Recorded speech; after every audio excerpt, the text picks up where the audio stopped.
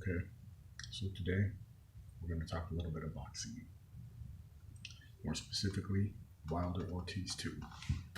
This matchup is just a few hours away, and we all know the results of the first one.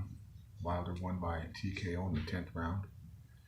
It was a very, I'll say, tactical fight the first time around. They did a lot of prodding, slow prodding with the jab in the early rounds, a lot of filling each other out.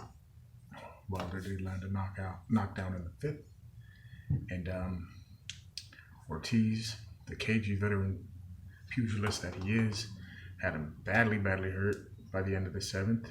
And looked to finish him early in the eighth. And as we all know, the tables were turned by the 10th round and TKO. That's why Wilder is 41-0 with 40 knockouts. Every man he's faced, he's TKO'd, he's KO'd, he's crumpled them to the canvas. He has erased them with the massive right hand that we know that he has. Now, we might be asking ourselves, why is this rematch even important? They already fought in March of 2018. They fought for 10 rounds, and we've seen the result. Ortiz has only gotten older. Wilder has only gotten better, I would say. I would say that fight and the subsequent fight with Fury, the 12-round decision, that was the result of that fight. It made Wilder a better professional fighter, I would say. But the reason that part two between Ortiz and Wilder, tonight's fight, is important is because Ortiz is still a dangerous contender that the top guys don't really want to face. He kind of dropped the ball, or his team dropped the ball, when he didn't take that opportunity to fight Joshua. I mean, in hindsight, you would think that he probably would have beat Joshua. I mean, he's a world-class boxer. He's got that Cuban pedigree. We all know that they fight hundreds of amateur fights, and have more experience than they let on. That's why he claims to be 40, but people are like, no, he's more closer to 50, because that's just kind of like what the cliche is on these Cuban athletes. And so in the meantime, Fury, he's had 2 fights since the fight with Wilder last December, and neither one of them was an impressive opponent. Sure, he had an impressive win in the first fight where he did his little Muhammad Ali against the rope wiggle dodge punch thing. That was fun, that was cute, but it wasn't a tough opponent. And then the next guy he just fought, this Otto Wallin guy, he wasn't a serious threat to a guy like Fury. So it was just light work, and he was just getting rounds in and getting paychecks, which is fine. But meantime, Wilder, he fought Dominic Brazil, who was also got some Olympic pedigree, and Brazil was fought Joshua. He's a title contender. Tougher, I would say tougher than either of the 2 opponents Fury faced. And now Wilder's fighting Ortiz again because he feels like he wants to erase any doubt that Ortiz is a better fighter and that he only got lucky because Ortiz got exhausted, as he claims.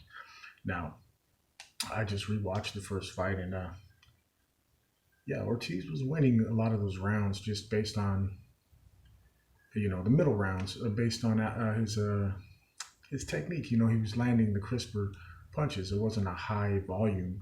It was, like I said, it was a lot of probing and prodding with the jab and little, range finding hooks and these kind of things. And then they were unleashing the bombs on each other. So it was exciting because you had 2 big men that were being tactical, yet the reason they were being tactical is because they were waiting to explode. So we got a lot of fireworks in that fight. So let's get down to what I'm thinking. I think Wilder's going to win again. And I think this time it'll be earlier. It's not going to be in the 10th round. I'm sure Ortiz and his team have come up with maybe what they think they can set better traps for Wilder and get him to overcommit to something and, work that southpaw angle and catch him with a straight. He did get caught with some solid punches in that first fight, and he did show heart, and that gained him a lot of fans. His ability to withstand that barrage from Ortiz in the first fight that most men would have been out, and he didn't even hit the canvas. So he showed tremendous resolve that most people might not have known that he had or not. But I think his ability to learn, he's 34, so he's not exactly super young, but that's pretty prime physically, especially since he took up boxing at the later age, relatively speaking, for the sport. I think he was in his 20s when he took it up. So he's relatively young physically, and he hasn't taken a lot of damage. So we're talking about his 34, which is a fresh 34, compared to Ortiz's 40, which seems to be a little bit more of a weathered and worn out 40.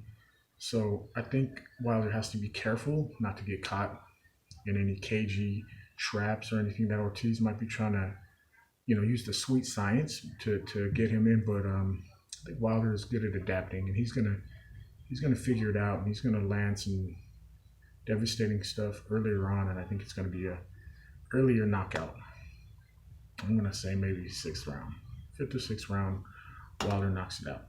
So I'll be back later after the fight. I'll talk about what happened in the fight and what I think it means for the future division, depending on what happens in the fight. So it's been me, Rob Sofari, aka The Guest, and I'm no expert, but that's my opinion.